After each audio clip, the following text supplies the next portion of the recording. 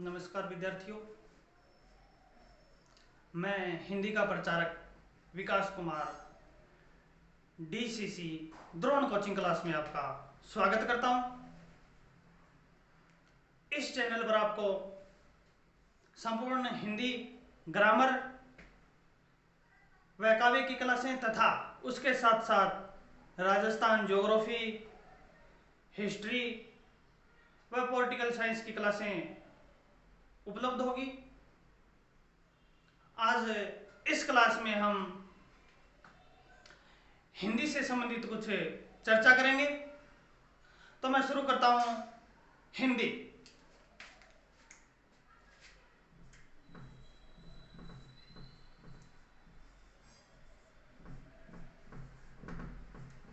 हिंदी हिंदी शब्द दिखाई दे रहा है आपको। दो तरीके से लिखा जा सकता है। अंतर क्या है दोनों में? पहला शब्द है उसमें न हलंत यानी आधे न का प्रयोग किया है, और दूसरे शब्द में हमने केवल अनुस्वार का प्रयोग किया है। अगर प्रश्न उठ सकता है कि दोनों में से कौन सा शुद्ध है, क्यों शुद्ध है, अंतर क्या है दोनों में, तो मैं बताना चाहूंगा कि व्याकरण की दृष्टि से दोनों ही शब्द शुद्ध है।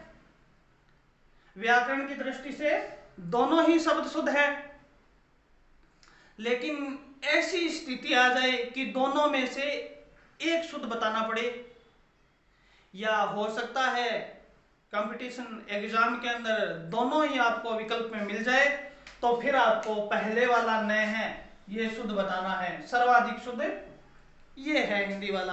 अब कारण पूछे क्यों है, तो इसका कारण है कि इस हिंदी शब्द का प्रयोग मानक भाषा में माना जाता है। भी मानक रूप से हिंदी ये शुद्ध है, तो प्रश्न ये भी उठ सकता है कि मानक किसको कहते हैं, मानक का मतलब क्या होता है। मानक का अर्थ होता है कि ऐसा माना जाता है, ऐसा माना जाता है। हमने देखा है कि क्षय, त्रय, ज्ञ ये तीन संयुक्त व्यंजन है। तो क्षय बना है कै प्लस स से, त्रय बना है तय प्लस र से, और ज्ञ बना है जय प्लस इ से। तो ये भी शुद्ध है, शुद्ध तो ये भी है और ये भी शुद्ध है, लेकिन लिखा ऐसा जाता है, माना ऐसा जाता है। हिंदी के अंदर जो माना जाता है वो मानक है। वो क्या है? मानक है। तो मानक हिंदी के अंदर कौन सा शुद्ध है? ये इस वाला शब्द शुद्ध है। अब अंतर फिर दोनों में क्या है, बात करते हैं अंतर की। तो ये है अनुस्वार। क्या नाम है इसका? अनुस्वार। अनुस्वार। अब अनुस्वार का प्रयोग है ये 6 स्थानों पर होता है। अनुस्वार का प्रयोग 6 स्थानों पर होता है। अनुस्वार का प्रयोग 6 स्थानों पर होता है। कौन कौन से है वो 6 स्थान? एक तो अनुस्वार का प्रयोग होगा कै वर्ग के 5वें के स्थान पर। कै वर्ग का 5वां यानी अंग खाली अंग अंग। एक होगा इ के स्थान पर, एक होगा अण के स्थान पर, एक होगा न के स्थान पर, एक होगा मैं के स्थान पर। यानी 5 प्रयोग 6 स्थानों पर होता है। 5 प्रयोग तो अनुस्वार के हो जाएंगे प्रत्येक वर्ग के 5वें के स्थान पर, और एक प्रयोग होगा अनुस्वार का स्वतंत्र प्रयोग। कौन सा? स्वतंत्र प्रयोग। ये 6 स्थानों पर अनुस्वार का प्रयोग होता है। अनुस्वार का प्रयोग कितने स्थानों पर होता है? 6 स्थानों पर। हमें कैसे पता चलेगा कि यहां अनुस्वार का प्रयोग किस वर्ण के 6 है? तो 6 में से कैसे पता चलेगा कि यहां अनुस्वार का प्रयोग किस वर्ण के स्थान पर हुआ है? ध्यान रखना,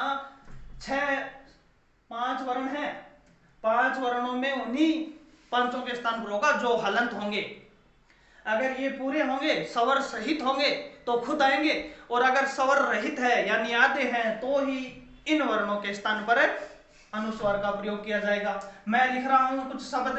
पहला लिख दिया मैंने संकल्प, एक लिख दिया मैंने संगम, अनुस्वार लिख रहा हूं। एक लिख दिया मैंने संचार, एक लिख दिया मैंने अंडाणु, एक लिख दिया मैंने संताप, एक लिख दिया मैंने संफल, एक लिख दिया मैंने, संरचना एक लिख दिया मैंने, संवाद एक लिख दिया मैंने, संहार और एक लिख दिया मैंने संलग्न, साथ लगा हुआ, संलग्न साथ लगा हुआ। अब मैंने अनुस्वार के 6 के 6 प्रयोग कर दिए, मैंने अनुस्वार के 6 के 6 प्रयोग कर दिए। अब मैं बोल सकता हूं कि ये 6 के 6 प्रयोग इन अनुस्वारों में हो गए। प्रश्न इस प्रकार भी पूछा जा सकता है कि निम्न में से कहां अनुस्वार का अंगय के स्थान पर प्रयोग हुआ है, निम्न में से कहां अनुस्वार का स्वतंत्र प्रयोग हुआ है। प्रश्न दे दिया आपको कि निम्न में से कहां अनुस्वार का स्वतंत्र प्रयोग हुआ है, ऑप्शन में दे दिया आपको ए, ब, स और द, तो आपका सही उत्तर कौन सा हो जाएगा। ऐसा भी पूछ सकते हैं कि निम्न में से कहां अनुस्वार का प्रयोग ये के स्थान पर हुआ है, तो सही उत्तर हो जाएगा आपका संचार। कैसे पता चल रहा है, देखो अनुस्वार है, अनुस्वार के तुरंत बाद वाला वर्ण देखना है, अनुस्वार के तुरंत बाद वाला वर्ण देखना है। यहां अनुस्वार के बाद क है, यहां च है, यहां त है और यहां र है। अनुस्वार के तुरंत बाद वाला वर्ण अगर क, ख, ग, घ हो तो ये उसी वर्ग का पांचवा बन जाएगा। अब यहां अनुस्वार के तुरंत बाद क है तो क का पांचवा क्या है, अंग। यहां अनुस्वार के तुरंत बाद ग है तो ग का पांचवा क्या है, अंग। यहां अनुस्वार के तुरंत बाद च है तो च का पांचवा क्या है, ये। यहां अनुस्वार के तुरंत बाद ड है तो ड का पांचवा अण। यहां फिर त का पांचवा न और यहां फिर फ का पांचवा म। तो हमारे पास अंग का, इय का, अणे का, न का और मैं का, ये इतने प्रयोग आ चुके। अब अनुस्वार के तुरंत बाद अगर मैं से बाद का कोई वर्ण है, यानी ये है, रे है, ले है, वे है, से और है, तो इनका कोई पांचवा नहीं होता। अनुस्वार के बाद में जो अंतस्थ और उसमें व्यंजन है, यह से लेकर है तक, उनका कोई पांचवा नहीं होता। तो हम बोल सकते हैं कि अनुस्वार का स्वतंत्र प्रयोग हुआ है। तो यहां और यहां अनुस्वार का स्वतंत्र प्रयोग हुआ है, अनुस्वार का स्वतंत्र प्रयोग हुआ है। अब देखिए आप हिंदी शब्द है, इसमें अनुस्वार के तुरंत बाद क्या है, द है। अनुस्वार के तुरंत बाद क्या है, द है। तो द का पांचवा कौन सा हो जाएगा, न। द का पांचवा न। तो ये मतलब हो गया आधा न और द है और यहां भी आधा न और द है। तो दोनों ही शब्द शुद्ध है व्याकरण की दृष्टि से, लेकिन सर्वाधिक शुद्ध कौन सा हो जाएगा, पहले वाला हिंदी हो जाएगा। क्यों हो जाएगा, क्योंकि ये मानक भाषा के अंदर माना जाता है, मानक भाषा के अंदर लिखा जाता है। ये थे अनुस्वार के प्रयोग, अनुस्वार का प्रयोग। मतलब यही है कि अनुस्वार के बाद वाला वर्ण देखना है, बाद वाला वर्ण जिस वर्ग का है उसी वर्ग का पांचवा हम किसको बना देंगे, अनुस्वार को बना देंगे हम। ये है हिंदी शब्द, दोनों ही शुद्ध है। अब बात करते हैं हिंदी, यानी हिंदी है, हिंदी शब्द है, ये खुद हिंदी शब्द है। ये फारसी भाषा का शब्द है, फारसी भाषा। और फारसी शब्द है, उसमें आपको फे के नीचे नुक्ता मिलेगा। बहुत सी किताबों में देखा है कि फे के नीचे नुक्ता नहीं लगाते, क्या लिखते हैं, केवल फारसी लिखते हैं। ये फारसी शब्द अशुद्ध शब्द है। फारसी शुद्ध कौन सा हो जाएगा, ये तो हिंदी शब्द है खुद, ये हिंदी भाषा का नया होकर हिंदी शब्द ये फारसी भाषा का शब्द है। ये दो बातें मुख्यतः, एक तो अनुस्वार से संबंधित हो गई हमारी, और एक हिंदी भाषा वो फारसी भाषा का शब्द है। उसके बाद हिंदी एक भाषा है, हिंदी क्या है, एक भाषा है। ध्यान रहे, संसार में, पूरे विश्व में, संसार में 2796 भाषा है, 2796 भाषा है। 2800 से कितनी कम है, 2800 से 4 कम है, 4 कम है। तो संसार के अंदर 400 क्या है, लिपियां हैं। पूरे संसार के अंदर 2796 भाषा है और 400 लिपियां हैं। अब हम बात करें भारत की, तो हमें पता है भारत के संविधान के अंदर 8वीं अनुसूची के अंदर 22 भाषाओं का उल्लेख है, तो हम बोल सकते हैं कि भारत के अंदर मान्यता प्राप्त भाषाओं की संख्या है वो 22 है। भारत में कितनी भाषा है? 22। ये आगे बातें हम करते रहेंगे, राजभाषा वाला टॉपिक करेंगे जस्ट बाद में। तो राजभाषा वाले टॉपिक में करेंगे कौन से अनुच्छेद के अंदर है, कौन सी अनुसूची के अंदर है, कितने अनुच्छेद हैं, किस किस अनुच्छेद में किस किस बात का वर्णन है। ये हो गई हिंदी शब्द से संबंधित बातें। अब हिंदी है एक भाषा है, तो सबसे पहले हम व्याकरण प्रारंभ करने से पहले हमें भाषा का जिक्र करना जरूरी है, भाषा पर बातें करनी जरूरी है। भाषा किसे कहते हैं, कितने प्रकार की होती है, महत्वपूर्ण पार्ट है। भाषा खत्म करने के बाद, समाप्त करने के बाद, भाषा का अध्ययन करने के बाद हम व्याकरण पर चर्चा करेंगे। उससे पहले भाषा। अब भाषा है वो किसे कहते हैं? सबसे पहले भाषा शब्द की उत्पत्ति, उत्पत्ति शब्द बहुत महत्वपूर्ण शब्द है, ध्यान रखना। उद प्लस पति से बना है, उत्पत्ति शब्द बना है उद प्लस पति से, यानी इसमें व्यंजन संधि है। भाषा शब्द की उत्पत्ति है, भाषा शब्द की उत्पत्ति भाष धातु से हुई है। भाषा शब्द की उत्पत्ति भाष धातु से हुई है। भाषा शब्द की उत्पत्ति भाष धातु से हुई है। अब धातु का अर्थ क्या होता है? हिंदी के अंदर हम क्रिया बोलते हैं और संस्कृत के अंदर हम बोलते हैं धातु। अब हमने ये भी पढ़ा है कि क्रिया के अंत में ना लगता है, खाना पीना, सोना, नहाना, टहलना, घूमना, ये सारी क्रियाएं हैं। क्रिया के पीछे ना लगता है, तो इस भाष के पीछे ना क्यों नहीं है? भाष है, इसका अर्थ क्या होता है? भाष का अर्थ होता है बोलना, भाष का अर्थ होता है बोलना। अब ना लगा है तो भाष का अर्थ क्या होता है? बोलना। तो भाषा शब्द की उत्पत्ति है वो भाष धातु से बनी है और भाष का अर्थ बोलना होता है। ये हो गई भाषा शब्द की शाब्दिक विच्छेद। शाब्दिक अर्थ क्या होता है भाषा शब्द का? केवल शाब्दिक अर्थ। भाषा शब्द की उत्पत्ति भाष धातु से हुई है, जिसका अर्थ अर्थार्थ भाष का अर्थ बोलना होता है। ये तो हो गई शाब्दिक उत्पत्ति। अब भाषा किसे कहते हैं? परिभाषा क्या हो जाएगी भाषा शब्द की? भाषा शब्द की परिभाषा किसे कहते हैं? भाषा किसे कहते हैं? परिभाषा। तो वह साधन, लिख रहा हूं मैं यहां पर, ध्यान रखना, वह साधन। आगे हम व्याकरण की परिभाषा करेंगे तो वहां साधन नहीं लिखना है, अभी से बता रहा हूं। व्याकरण की परिभाषा करेंगे तो वहां लिखना है वह शब्द शास्त्र। शब्द शास्त्र क्या होता है, किसे कहते हैं, वो बाद में चर्चा करेंगे जब व्याकरण की परिभाषा करेंगे। व्याकरण तो है शब्द शास्त्र और भाषा क्या है? साधन। वह साधन जिससे हम अपने विचारों को प्रकट करते हैं, वह साधन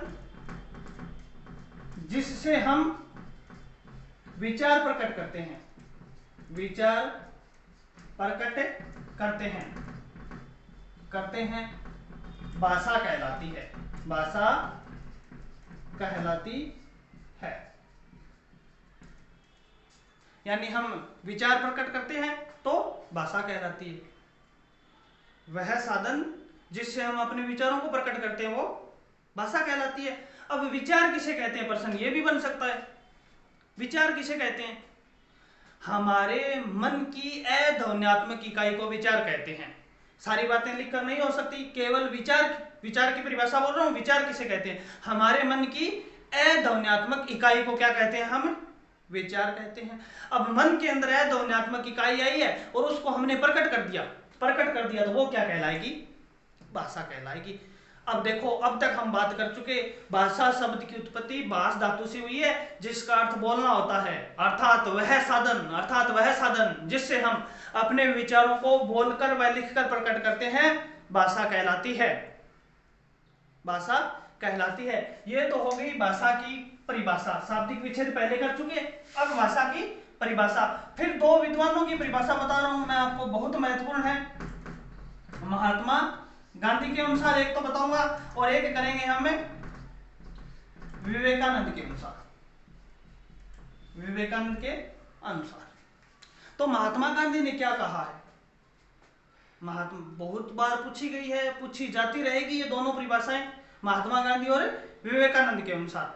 महात्मा गांधी ने क्या कहा है? महात्मा गांधी ने कहा है कि भाषा ही वह साधन है जो, भाषा ही वह साधन है जो मनुष्य को पशु पक्षी से अलग करती है, अलग करती है। अब अलग करती है मतलब क्या है कि हमें विशिष्ट बनाती है, हमें विशेष बनाती है। किसकी तुलना में? पशु पक्षियों की तुलना में। तो महात्मा गांधी ने क्या कहा है कि भाषा ही वह साधन है जो मनुष्य को पशु पक्षियों से अलग करती है। ये बात होगी महात्मा गांधी की। अब यहां पर आप कंफ्यूज करेंगे कंपटीशन पेपर बनाने वाले, वो क्या करेंगे, वो इसको बदल देंगे, वो कह देंगे कि भाषा ही वह साधन है जो पशु पक्षियों को मनुष्य से अलग करती है। ये बात गलत हो जाएगी। पशु पक्षियों को मनुष्य से अलग नहीं करती, बल्कि मनुष्य को पशु पक्षियों से अलग करती है। अगर हम वो परिभाषा देंगे ना दूसरी वाली कि पशु पक्षियों को मनुष्य से अलग करती है, तो इसका मतलब हो गया कि पशु पक्षी है वो भाषा की तुलना में, भाषा की दृष्टि से मनुष्य से श्रेष्ठ है, जबकि ऐसा नहीं है। श्रेष्ठ कौन है? मनुष्य श्रेष्ठ है। तो पहले मनुष्य, वह भाषा ही वह साधन है जो मनुष्य को पशु पक्षियों से अलग करती है। ये परिभाषा हो गई महात्मा गांधी के अनुसार। अब स्वामी विवेकानंद ने क्या कहा है? स्वामी विवेकानंद ने कहा है कि जो कार्य पेड़ पौधों के जीवन में खाद करती है, ध्यान रखना, खाद, इसका तो अर्थ होता है उर्वरक, उर्वरक, और एक होता है खाद्य, खाद्य ये होता है खाने योग्य, खाद्य पदार्थ यानी खाने योग्य। ये एक युग्म शब्द है, बहुत महत्वपूर्ण युग्म शब्द है। खाद्य का अर्थ होता है उर्वरक और खाद्य का अर्थ होता है खाने योग्य, खाने योग्य। तो बात कर रहे थे हम स्वामी विवेकानंद की परिभाषा की। क्या कहा है विवेकानंद ने कि जो कार्य पेड़ पौधों के जीवन में खाद करती है, वही कार्य मनुष्य जीवन में भाषा करती है। अब पेड़ पौधों के जीवन में खाद का क्या कार्य है? खाद है वो पेड़ पौधों को ग्रोथ कराती है, वृद्धि कराती है। तो भाषा है वो मनुष्य की सामाजिक दृष्टि से वृद्धि कराती है। ये बात किसने कही है? स्वामी विवेकानंद ने। ये दो विद्वानों की परिभाषा याद रखना। अब हम करेंगे भाषा के प्रकार, भाषा के प्रकार। तो नेक्स्ट क्लास के अंदर हम देखेंगे भाषा के प्रकार। भाषा कितने प्रकार की होती है, उनमें अंतर क्या है, उनकी परिभाषाएं क्या है, अन्य सभी वार्ता है वो हम नेक्स्ट क्लास में करेंगे। तब तक के लिए जय हिंद, जय भारत।